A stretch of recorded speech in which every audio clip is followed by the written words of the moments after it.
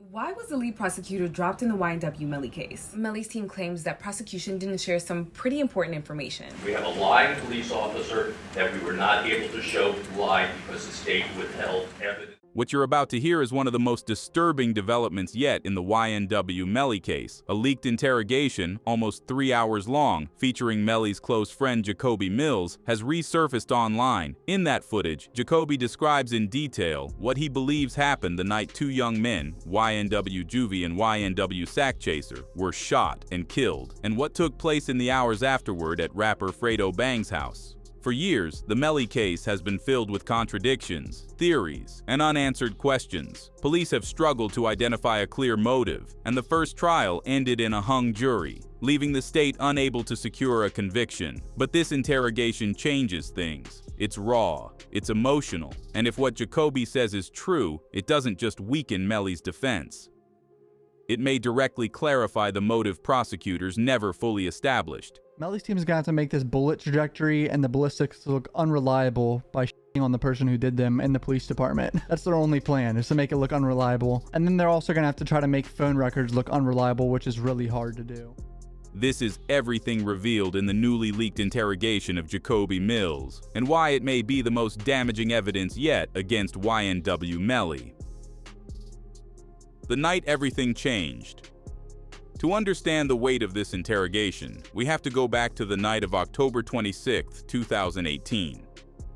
YNW Melly was leaving the recording studio with a small group of friends. Among them were YNW Juvy and YNW SakChaser, two young men he had known for years. They were more than friends. They were part of the same music collective, the same brotherhood, the same dream. What happened next is the foundation of the case. According to prosecutors, once inside the car, with Cortland Bortlin Henry driving, Melly allegedly shot both victims from inside the vehicle. Police say the drive-by story was staged. They claim the bullet trajectories, blood patterns, and phone evidence all point to an interior shooting, not an exterior attack. But despite those claims, the largest hole in the state's argument has always been motive. Interrogation footage of YNW Melly's friend Jacobe Mills has surfaced. He gives up details about the night of the murders and the morning after when everyone was at Fredo Bang. Why would a millionaire artist on the rise kill two of his closest friends? That question left the jury divided, and that's why the first trial ended the way it did. The role of Jacobe Mills. On the night of the incident, Melly wasn't only with Juvy and SakChaser. He had also been accompanied by several others, including his friend Jacobe Mills. Jacobe was not in the car when the shooting happened, but he was present at the studio earlier that evening, and according to the leaked video, he was also present the following morning at Fredo Bang's home, where multiple members of the group gathered after the incident. This makes his testimony incredibly important, because he interacted with Melly and others immediately after the shooting took place. What no one expected, however, was how much he would reveal once police started asking questions. Now, to this day, the police and the prosecutors still have not been able to discover any type of motive, any real motive why Melly did this, which is one of the most crucial reasons why Melly was able to get a hung jury, is because they couldn't really figure out why would he do this. What's the motive? He's a multimillionaire. The footage opens with Jacobe insisting he isn't a snitch. He tells officers, "I ain't no snitch, man," but almost immediately he begins sharing information, contradicting that statement with every new sentence. He mentions clothing, timelines, emotions, and conversations the group had at Fredo Bang's house. He discusses what Melly was wearing, where his other clothes might have been, and what the atmosphere felt like once everyone regrouped hours later. At first, his tone seems cautious, but as minutes pass, he opens up more and more, offering details without hesitation. The most surprising aspect? He wasn't bargaining for a deal. He wasn't demanding a lawyer. He wasn't asking for immunity. He was simply talking. To investigators, this was a breakthrough. To the streets, it was a sign of how fragile loyalty can be, especially when no one fully understands what happened. YNW Melly got denied bond again. This is the third time a judge has said no. He's been in jail since 2019. 6 years, facing 2 first-degree murder charges in the death of YNW Juvy and YNW SakChaser. If convicted, he could get life. The emotional breakdown. One of the most striking parts of the interrogation is when detectives push Jacobe emotionally. They mention Juvy's character. How everyone described him as kind, loyal, and positive, Jacobe agrees. He describes Juvy as the light of the hood, a young man everyone loved. He contrasts this with his view of SakChaser, someone he describes as more aggressive, more intimidating, and someone who had prior issues with Melly. Then officers ask him directly, "What do you think happened? What's your impression?" And Jacobe responds, "Same thing y'all think." It's a subtle admission, but an admission nonetheless. He suggests the shooting was not a drive-by. He implies it was internal, not external. When detectives ask whether the victims were shot from inside or outside the car, Jacobe tells them, "Tell me that, and I can tell you what's really going on." It's clear from this exchange that he believes the truth is obvious, even if he won't say the words outright. A clip of YNW Melly praying and blowing a kiss during his murder trial has gone viral. He was doing it a couple times. That wasn't his first time. The victim's mother says it was disrespectful. What you praying for? Because you sitting over there like you don't got no remorse. Like every time I walk in, you smiling. Why would Melly do it? Detectives then shift to the heart of the case. Why would Melly kill his own friends?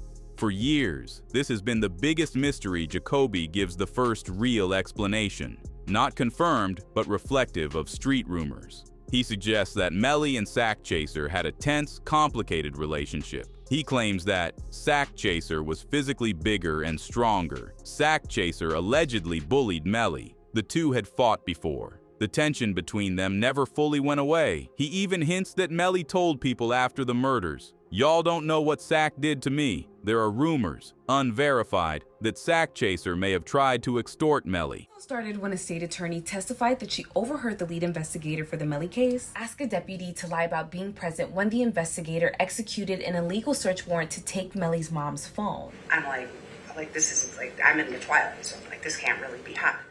Other testimony in court mentioned an old altercation where Sak pushed Melly in front of his girlfriend. None of this proves a motive, but it does sketch a possible emotional catalyst. As for why Juvy died, Jacobe claims the streets believe he was simply in the car, and Melly may have feared he would speak about what happened. Prosecutors have never been able to explain any of this. But Jacobe, in this room, puts forward the clearest internal theory yet.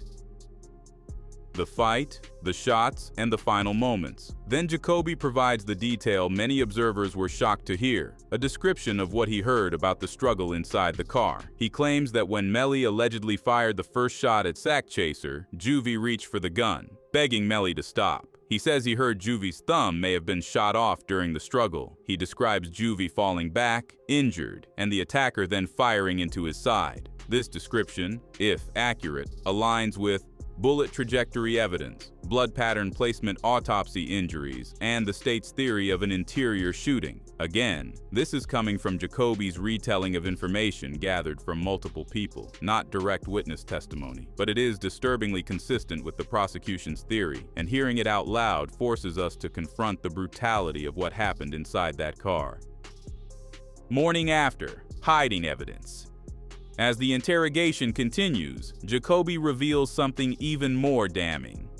He claims that Melly, Bortlin, and others went to dispose of the murder weapons the following morning, in the woods. Not long after arriving at Fredo Bang's house, he admits that he went with them. He admits he was there as they searched for the guns. He admits he saw a firearm wrapped in a cloth with blood on it. Without realizing it, he incriminates himself as an accessory after the fact. At this moment, the interview shifts. He has crossed a legal line. Now he cannot simply stop talking. He has placed himself inside the cover-up. Investigators know this, and Jacobe seems to understand it only halfway. I'm pretty sure they're going to try to say that that isn't Melly's phone that was in the car. So that's going to be one of their points. And then they're really going to have to push that there was no murder weapon ever found in this case. And the simple fact that his DNA would be found in this car makes sense because it was his car for months on end before the shooting. So they're going to... Connecting the dots and the NBA Youngboy mentioned toward the end of the leaked video, Jacobe unexpectedly brings up NBA Youngboy, suggesting that Youngboy posted strange messages online around the time of the murders. He doesn't offer proof. He doesn't connect Youngboy directly. He simply mentions that certain lyrics or posts felt suspicious. Detectives immediately dismiss the idea, and he backs off just as fast. There is no evidence connecting NBA Youngboy to this case. None. But Jacobe's comment highlights something important: how rumors spread in the streets and how quickly unrelated names can become entangled in tragic events. It's a final reminder of how chaotic, unreliable, and emotionally charged these situations can be. The bigger picture, and what this means for Melly. This interrogation does not prove guilt. It is not sworn testimony. It is not cross-examined, but it is a rare look into what Melly's inner circle believed happened that night. And more importantly, it reveals possible motives prosecutors struggled to explain in the first trial. Whether these details will be admitted in the new trial is unclear. But one thing is certain: this interrogation is the closest the public has ever come to hearing a motive, and in a case defined by mystery, the word motive is everything. If jurors hear this footage, or even summaries of its content, it could significantly shift the trial's direction. The YNW Melly case has always been one of the most shocking tragedies in modern hip-hop. A story of friendship, success, fame, and violence intersecting in the darkest possible way. Jacobe's interrogation adds a disturbing new layer to an already complicated case. And whether his words are truth, rumor, or fear-driven speculation, they will almost certainly become part of the conversation as the retrial approaches. The question now is simple: will this leaked footage influence the jury? Or will it remain just another puzzle piece in a case without a clear motive? Let me know your thoughts in the comments. And if you want more deep dive breakdowns like this, make sure to subscribe, because this case is far from over.